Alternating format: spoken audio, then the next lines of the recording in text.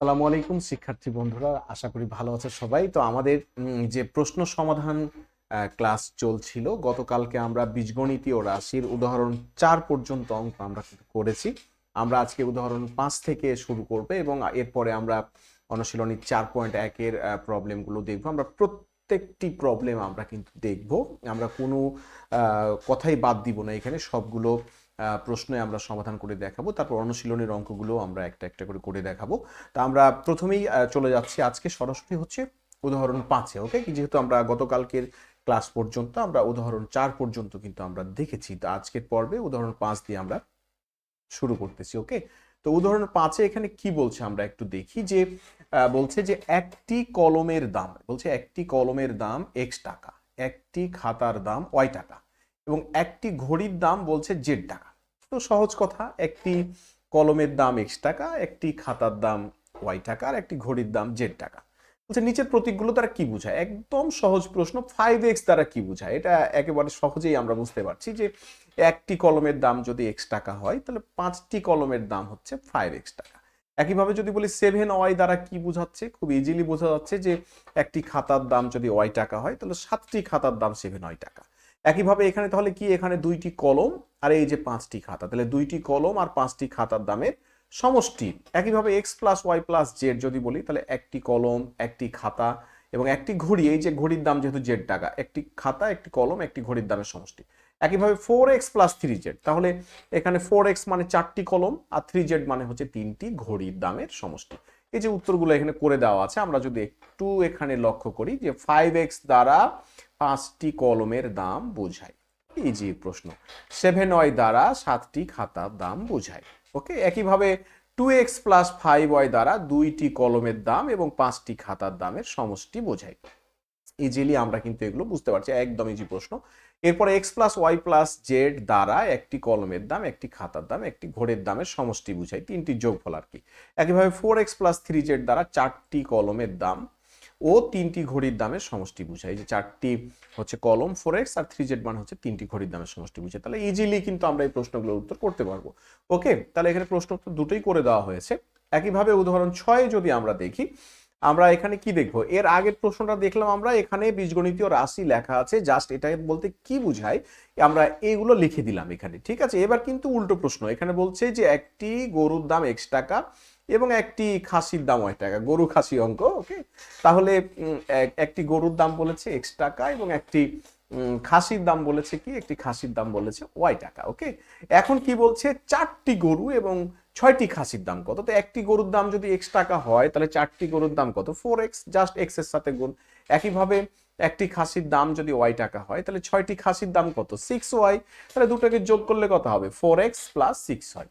তাহলে এই যে অঙ্কটা করে দেওয়া আছে, আমরা যদি দেখি 4টি গরু ও 6টি খাসির মোট দাম হচ্ছে 4x প্লাস 6 হয়, অর্থাৎ একেবারেই ইজি অঙ্ক। ওকে, একইভাবে 7টি গরু ও 5টি খাসি, 7টি গরু কত 7x আর 5টি খাসি কত 5y, তাহলে এই যে 7x প্লাস 5y। ওকে, তাহলে আমরা ইজিলি কিন্তু এগুলো বুঝতে পারলাম। ওকে, এগুলো নিয়ে আমরা বেশি কথা না বলি, চলে যাচ্ছি আমরা উদাহরণ 7-এ। ওকে, কি বলছে যে প্লাবন 6টি কলম ও 3টি খাতা এবং শ্রাবণ 4টি কলম ও 5টি খাতা ক্রয় করে।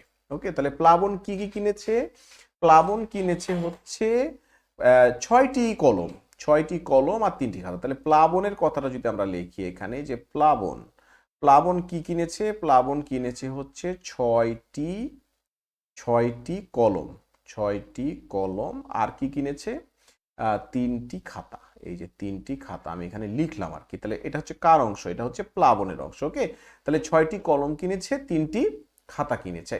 আর শ্রাবণ কি কিনেছে, শ্রাবণ হচ্ছে কিনেছে, আমি যদি এখানে লিখি একটু, যে শ্রাবণ কিনেছে হচ্ছে 4টি কলম, এই যে 4টি কলম, 4টি কলম আর কি কিনেছে, আর কিনেছে হচ্ছে 5টি খাতা, এই যে 5টি খাতা। ওকে, তাহলে এটা কার অংশ, এটা হচ্ছে প্লাবনের, এটা হচ্ছে শ্রাবণের অংশ। ওকে, তাহলে একটা হচ্ছে প্লাবনের অংশ, একটা হচ্ছে শ্রাবণের অংশ।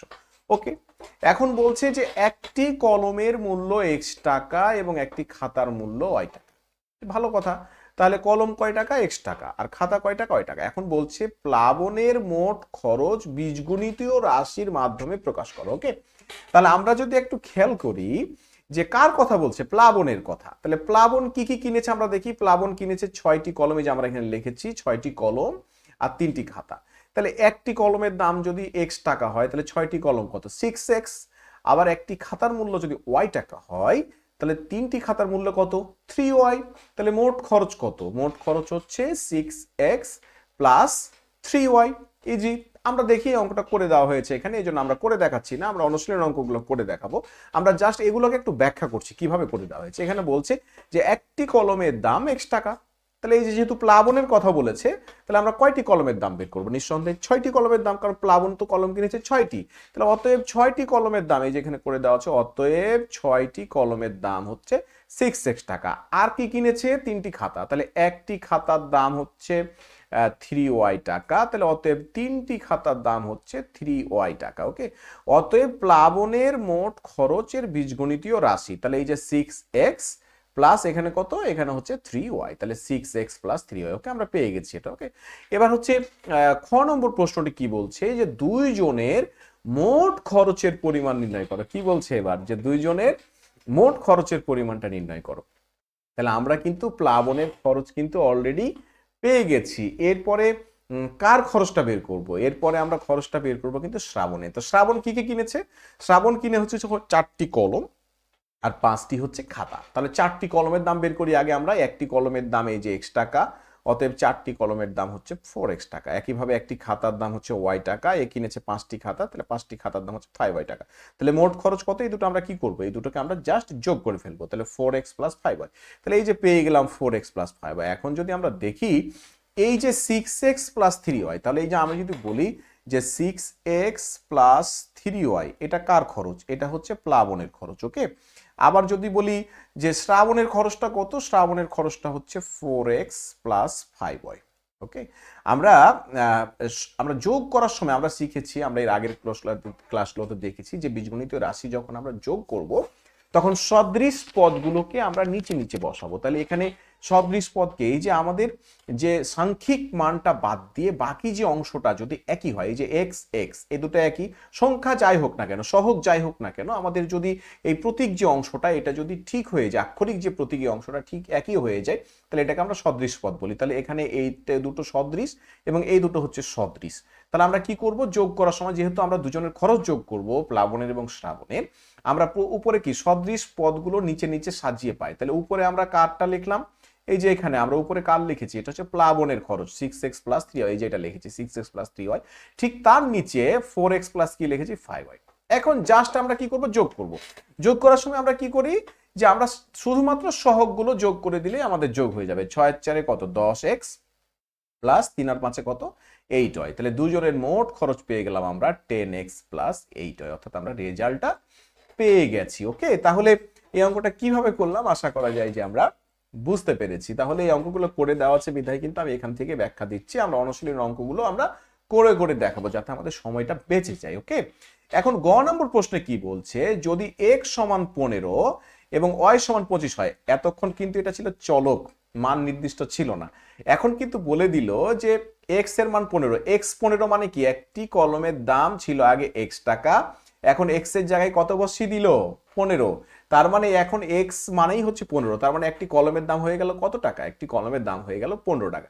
আর একটি খাতার দাম কত হয়ে গেল, একটি খাতার দাম হয়ে গেল হচ্ছে 25 টাকা। এই যে y এর ভ্যালু দেওয়া আছে কত, y এর ভ্যালু দেওয়া আছে হচ্ছে 25। তাহলে x মানে হচ্ছে 15, তার মানে কলমের দাম হয়ে গেল 15 টাকা আর খাতার দাম হয়ে গেল 25 টাকা। বলছে তবে প্লাবন এবং শ্রাবণের খরচের অনুপাত নির্ণয় করো। তাহলে এট ফার্স্ট আমাদের কি করতে হবে, দুজনের খরচটা তো বের করতে হবে, তারপরে না আমরা অনুপাত করব। ওকে, তাহলে আমরা আগে দুজনের খরচটা দেখি। এই যে আমরা ক নম্বর যে উত্তরটি করেছিলাম, ক নম্বর উত্তরে কিন্তু আমরা প্লাবনের খরচ পেয়েছিলাম 6x প্লাস 3y, আর খ নম্বর প্রশ্নে কিন্তু আমরা পেয়েছি যে শ্রাবণের মোট খরচ 4x প্লাস 5y। এখান থেকেই কিন্তু আমরা দুজনের খরচটা আগে বের করব। তাহলে এই যে গ নম্বর প্রশ্ন করছি আমরা, তাহলে x এর ভ্যালু দেওয়া আছে কত, এই যে x এর ভ্যালু দেওয়া আছে হচ্ছে 15 আর y এর ভ্যালু দেওয়া আছে কত, 25। এখন যদি আমি বলি যে প্লাবনের খরচ কত, প্লাবনের খরচ আমরা ক থেকে পাই 6x প্লাস 3y, এটা দেওয়া হয়েছে। এখন আমরা যদি এখান থেকে যে এর খরচটা আসলে অ্যাকচুয়ালি কত চলক দিয়ে না, আমরা অ্যাকচুয়াল মানটা বের করতে চাই। তাহলে আমরা কি করবো, এক্স এর ভ্যালু কত দেওয়া আছে 15, তাহলে 6, এখানে কোনো চিহ্ন নেই মানে কি আছে, গুণ চিহ্ন আছে, 6 ডট, তাহলে কত দিব এখানে 15। এই যে এক্স এর জায়গায় খালি এক্স এর ভ্যালুটা আমরা কি করলাম, বসিয়ে দিলাম। প্লাস একইভাবে 3 ওয়াই এর জায়গায় কত বসবে, ওয়াই এর জায়গায় হচ্ছে 25। তাহলে এখন যদি আমরা বের করি 6 15 কত 90 প্লাস 3 25 75। ওকে, এখন যদি আমরা যোগ করি 5 আর 0-তে 5 আর 57 কত 16 165। তাহলে আমরা এই যে আমরা এখানে করে প্লাবনের মোট খরচের পরিমাণ 6x প্লাস 3y, তারপরে জাস্ট কি করা হয়েছে, এই যে 6 ইন্টু 15 3 ইন্টু 25, তাহলে ওয়াই এর জায়গায় এক্স এর জায়গায় ভ্যালুটা বসালাম, গুণ করলাম, এই যে 165 টাকা।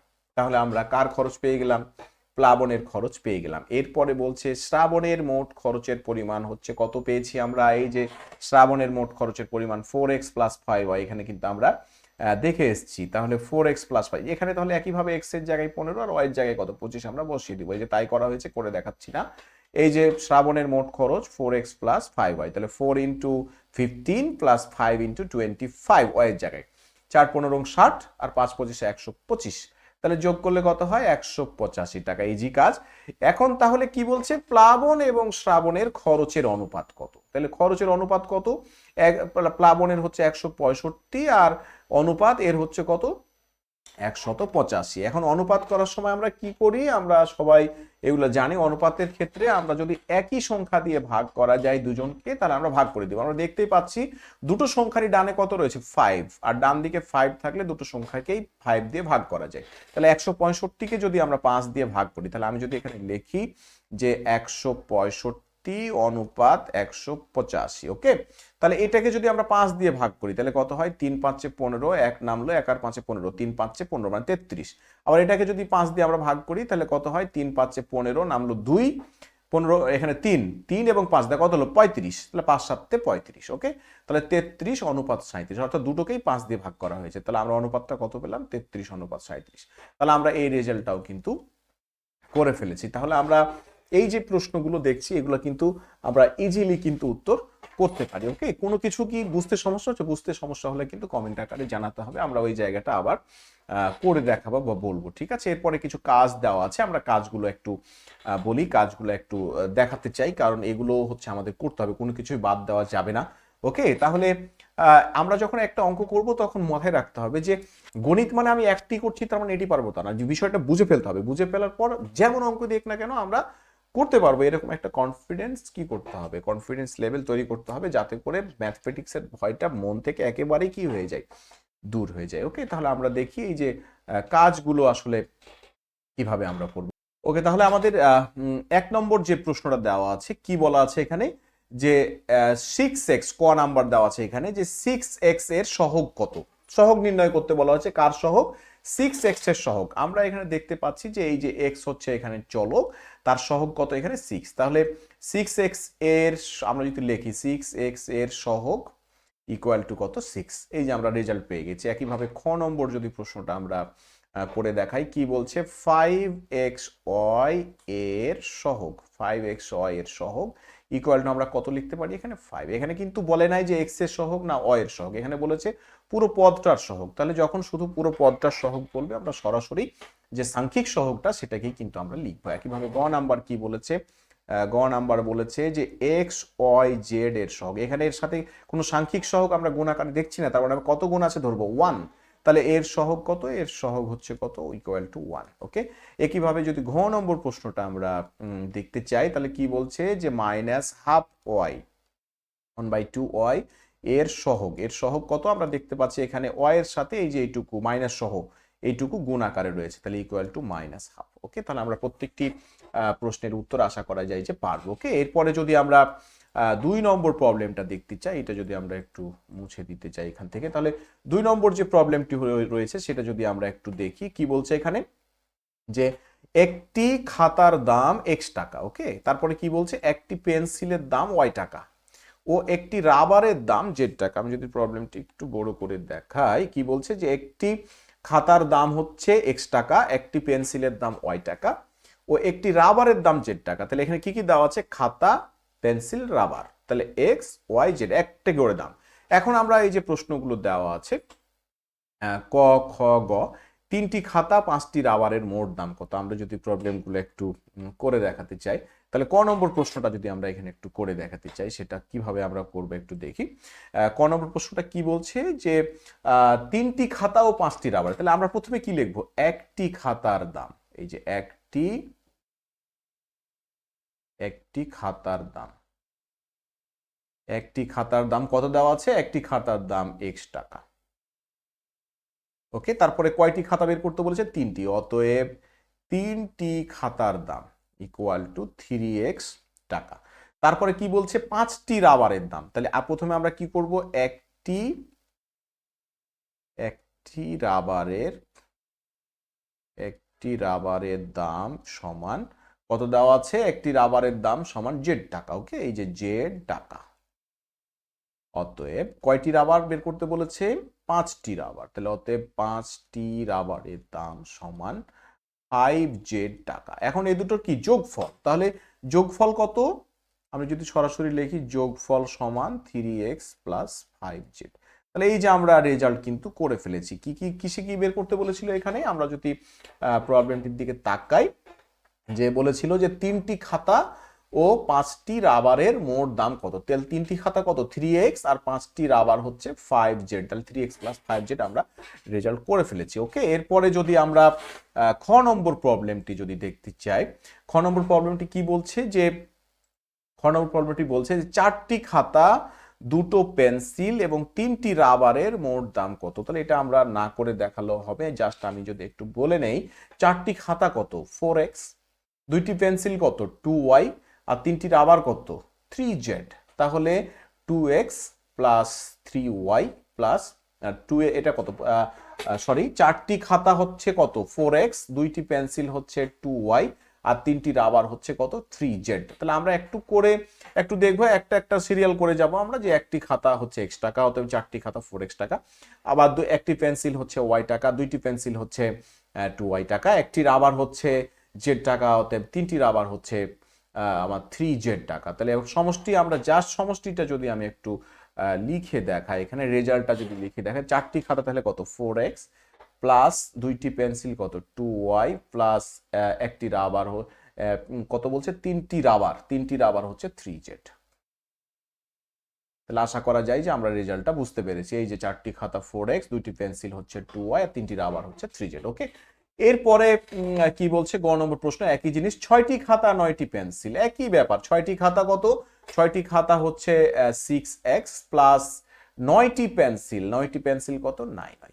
ওকে, আশা করা যায় যে আমরা রেজাল্টগুলো বুঝতে পারছি, এগুলো আমরা ইজিলি কিন্তু করতে পারবো। ওকে, তারপরে 3 নম্বর যে প্রবলেমটি একটু দেখি। 3 নম্বর প্রবলেমটি কি বলছে? সাংখ্যিক সহগ বিশিষ্ট কয়েকটি বীজগণিতীয় রাশি লিখতে বলেছে। বীজগণিতীয় রাশি, আমি যদি নিচের এটা দেখাই, এই যে সাংখ্যিক সহগ বিশিষ্ট কয়েকটি বীজগণিতীয় রাশি লিখতে বলেছে, তাই আমি যদি মনে করি যে এই প্রশ্নটার এইগুলো উত্তরে 4.1 এগুলো প্রশ্ন, এই যে 9x একটি বীজগণিতীয় রাশি, এখানে একটি মাত্র পদ রয়েছে 9x শুধু।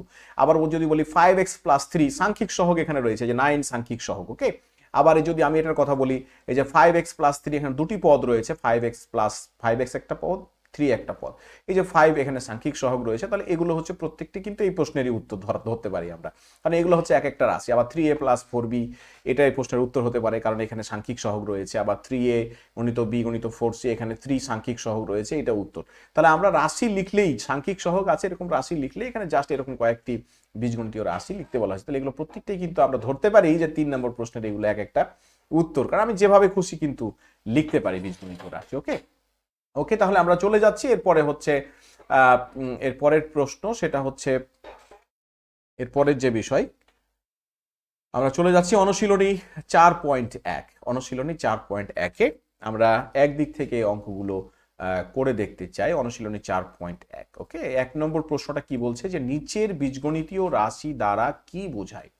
তাহলে নিচের বীজগণিতীয় রাশি দ্বারা কি বোঝায়? আমরা যদি 1 নম্বর প্রশ্নটি করে দেখতে চাই, তাহলে আমরা 9x হচ্ছে x এর 9 গুণ লিখতে পারি। আমি জাস্ট এগুলো একটু করে দেখাতে চাই। ওকে, তাহলে প্রশ্নগুলো আমরা সবাই দেখতে পাচ্ছি। আমরা যদি উত্তরগুলো একটা করে একটু করে দেখাতে চাই, এখানে কি বলছে? যে 1 নম্বর প্রশ্ন, আমাদের 1 নম্বর প্রশ্ন হচ্ছে 9x বীজগণিতীয় রাশি দ্বারা কি বোঝায়? তাহলে আমরা যদি এটাকে লিখি যে 9x হচ্ছে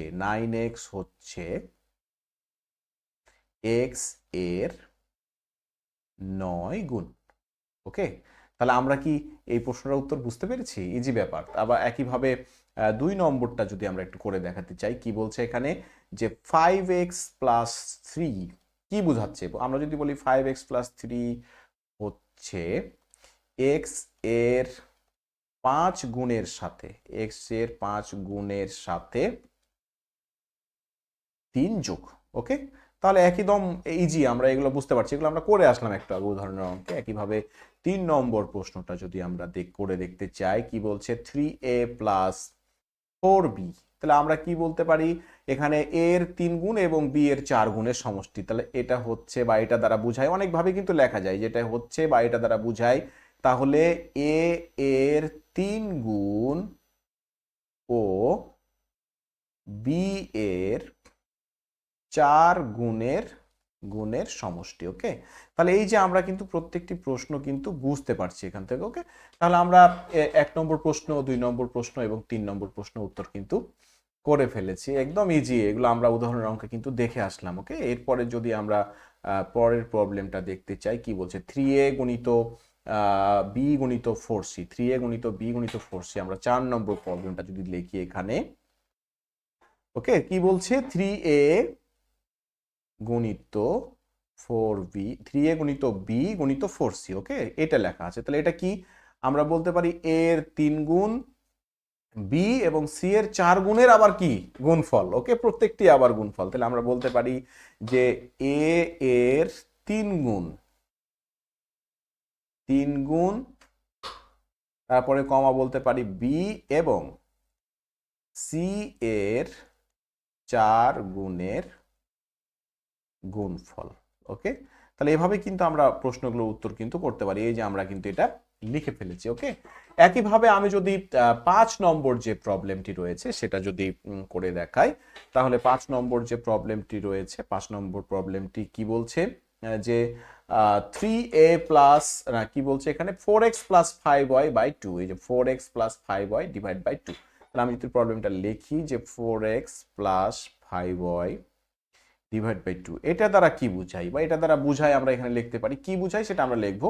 তাহলে x এর 4 গুণ এবং y এর 5 গুণের সমষ্টির 2 দিয়ে ভাগ মানে কি অর্ধেক। তাহলে আমরা কি বলতে পারি, x এর 4 গুণ, তাহলে x এর 4 গুণ ও y এর 5 গুণের এই যে এটা তাহলে কি এই দুটোর কি সমষ্টি, এবং সমষ্টি করার পর কি করা হয়েছে 2 দিয়ে ভাগ করা হয়েছে। তাহলে এর সমষ্টির আমরা কি বলতে পারি, সমষ্টির অর্ধেক। এই যে এর সমষ্টির অর্ধেক আমরা বলতে পারি। তাহলে আমরা 5 নম্বর যে প্রশ্নটি সেটিও কিন্তু উত্তর করে ফেলেছি। ওকে, তাহলে আমরা যদি 6 নম্বর প্রশ্নটি আমরা যদি করে না দেখাই, আর আমরা যদি একটু বলে নেই, তোমরা বাসায় এগুলো অবশ্যই করবে, আমি জাস্ট একটু এগুলো একটু বলে বুঝাই দিচ্ছি তোমাদের, এগুলো খুব সহজেই তোমরা করতে পারবে। সেটা হচ্ছে আমি যদি এখানে বলি যে x এর এই যে x এর 7 গুণ, x এর 7 গুণ থেকে y এর কি করা হয়েছে, y এর 3 গুণের বিয়োগফল করা হয়েছে। তাহলে x এর 7 গুণ থেকে এই যে 7x থেকে y এর 3 গুণের বিয়োগফলের 1/4, অর্থাৎ 2 দিয়ে ভাগ করলে যদি হয় অর্ধেক, 4 দিয়ে ভাগ করলে কি বলবো আমরা 1/4। ওকে, একই বিষয়, আমরা তাহলে সহজেই কিন্তু আমরা বিষয়টা বুঝতে পারছি। ওকে, এরপরটা আমরা কি বলবো, তাহলে x কে 3 দ্বারা আর y কে 2 দ্বারা ভাগ করলাম। তাহলে x কে 3 দ্বারা এবং y কে 2 দ্বারা ভাগ করে প্রাপ্ত ভাগফলের সমষ্টি। তাহলে এই যে ভাগফল আর এই যে ভাগফল, এই প্রাপ্ত ভাগফলের সমষ্টি থেকে আমরা z এর 5 ভাগের কি করছি, আমরা z এর 5 ভাগের বিয়োগ করছি। ওকে, তাহলে আমরা এই বিষয়টা আশা করা যায় বুঝতে পেরেছি। তাহলে আমরা কি করলাম এখানে, যে x কে 3 দ্বারা আবার y কে 2 দ্বারা ভাগ করে প্রাপ্ত ভাগফলের সমষ্টি থেকে z এর 5 ভাগের কি বিয়োগফল। তাহলে আমরা জাস্ট এখানে যা লেখা আছে এই কথাগুলোই আমরা খালি গুছিয়ে লিখে দিচ্ছি এই আর কি। ওকে, তারপরে যদি আমরা পরের প্রবলেমটা যদি আমরা একটু দেখি, পরের প্রবলেমটা কি বলছে 2x minus 5y plus 7z। তাহলে আমরা কি বলবো এই জায়গাতে, যদি আমরা এটাকে বলি, তাহলে x এর দ্বিগুণ থেকে, তাহলে কি বলছি x এর দ্বিগুণ থেকে ওয়াই এর 5 গুণ বিয়োগ করে, তাহলে প্রথমে কি করলাম, এক্স এর দ্বিগুণ থেকে ওয়াই এর 5 গুণ বিয়োগ করে প্রাপ্ত বিয়োগ ফলের সাথে জেড এর 7 গুণের যোগফল। তাহলে আমরা কি করছি, তাহলে আমরা এখানে কি কি করছি, আমরা যদি একটু দেখি যে এক্স এর দ্বিগুণ থেকে ওয়াই এর 5 গুণ কি করছি, বিয়োগ করছি, এবং প্রাপ্ত যে বিয়োগ ফল, এই বিয়োগ ফলের সাথে আবার জেড এর 7 গুণ কি করেছি, আমরা জেড এর 7 গুণ আমরা যোগ করেছি। জাস্ট এই কথাগুলোই আমি যা বুঝছি এখানে দেখে তাই জাস্ট বাংলাতে লিখে দেওয়াই হলো বীজগণিতীয় রাশি দ্বারা কি বুঝায়। একইভাবে আমরা যদি 9 নম্বর প্রবলেমটিতে যাই, এখানে কি বলছে, 9 নম্বর প্রবলেমটি বলছে যে এক্স ওয়াই এবং জেড এই তিনটির কি যোগফল বুঝতে পেরেছি। এখন 2/3 দ্বারা কি বুঝাই, 2/3 মানে কি, 3 ভাগের 2 ভাগ, তার মানে এটাকে আমরা কি বলি, এই কথাটাকে আমরা বলি 2/3। আমরা কিভাবে লিখি এটাকে, যে 2/3, এই যেভাবে লিখি 2/3, ওকে, 2/3, এভাবে আমরা এটাকে লিখে থাকি 2/3।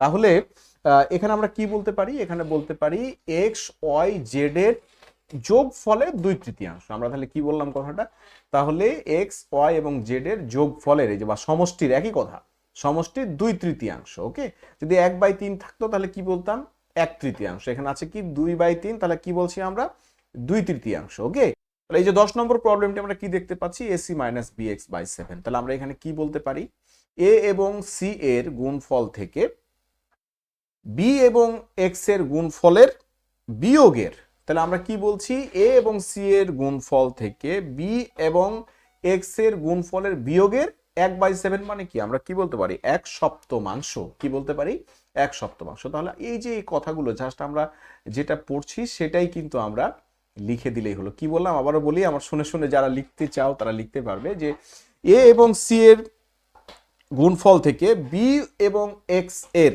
গুণফল বিয়োগের, তাহলে আমরা কি বলছি, এ এবং সি এর গুণফল থেকে বি ও এক্স এর গুণফল বিয়োগের 1/7, এই যে 1/7। ওকে, তো আজকের ক্লাস আর বর্ধিত করতে চাই না, এবং আগামীকালকে আমরা ঠিক এরপর থেকেই, বা আগামী যে ক্লাস দিব এরপর থেকেই আমরা স্টার্ট করব। সবাই যতগুলো প্রবলেম আজকে করলাম, বই খাতা কলম নিয়ে সুন্দর করে অঙ্কগুলো নিজ হাতে করবে। জাস্ট দেখে রেখে দিলেই কিন্তু তুমি বুঝতে পারবে ঠিকই, কিন্তু তোমার প্র্যাকটিস না থাকলে দ্রুততার সাথে কাজ কিন্তু করতে পারবে না। তো ওকে, ভালো থাকবে সবাই, আজকে পর্যন্তই, খোদা হাফেজ।